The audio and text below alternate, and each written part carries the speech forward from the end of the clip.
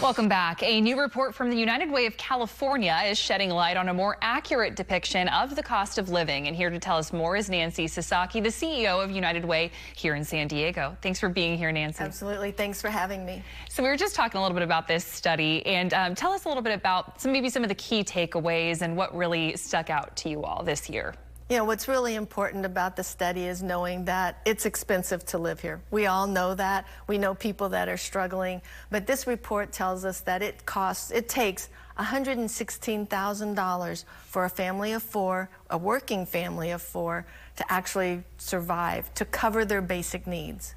And did the study cover how many people roughly are actually meeting that here in San Diego, or how many are not? Yes, so 31% of our population are not meeting that particular number. It takes 3 full-time minimum wage jobs in order to make that number. So if you have 2 adults and 2 kids, you know, it's very hard to have 3 full-time jobs at minimum wage. Right. You know, because then when are you going to spend time with your children? Yeah, or even find jobs that can line up to all be doable, you know, have different hours and all that. Absolutely. And talk to us a little bit about what the study really looked at. You know, you said in, years and years ago, this kind of looked at maybe just being able to afford food, but today's demands are much more than that. Absolutely. The reason why the Real Cost Measure survey is so important is because most of the time we're talking about the federal poverty limits, and that was based in the 60s on food alone.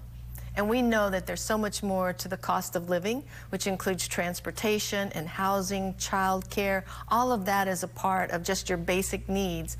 And we're not talking about anything beyond that. We're just talking about working families, 2 adults, maybe a preschooler and a school-aged child that are looking at what does it cost, and it's $116,000.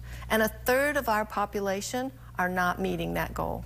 What happens with a study like this, with a report like this? How can it be used maybe to show maybe federal agencies or state agencies the findings that you all have, come to the conclusion on? How is it used? Absolutely. Basically, what you want to be able to do is look at this and say, if we want to have services available for people who need those services, we need to look at who's really in need.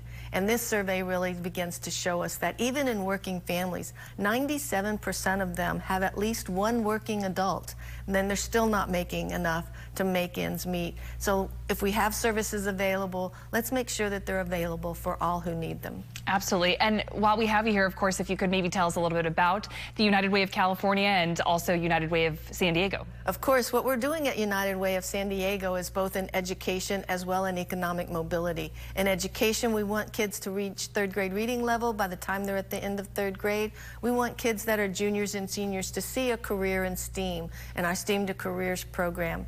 And on the economic mobility side, we're helping people make sure that they get all the tax returns that are due to them. We run the Earned Income Tax Credit Coalition with 45 other partners, as well as Spark Point, which is an economic mobility program around financial literacy and budgeting and making sure that you know how to save and all of that that's involved with being able to use your money wisely. Wonderful. And these are all amazing resources available. So how can people maybe connect with you all, find what's available to them, and further? Absolutely. Yeah, go on to our website at uwsd.org and you'll find everything that we're doing and ways that you can get involved. Wonderful. Before we let you go, any last maybe key takeaways from this report compared to years past? You know, one of the things that really strikes me is that 70% of single moms are struggling to make ends meet, and not forgetting that there are single men as well. 48% of single men are also struggling to make ends meet. Wow, and that's astonishing, especially when you say how many are also struggling even as a family unit. Absolutely. So,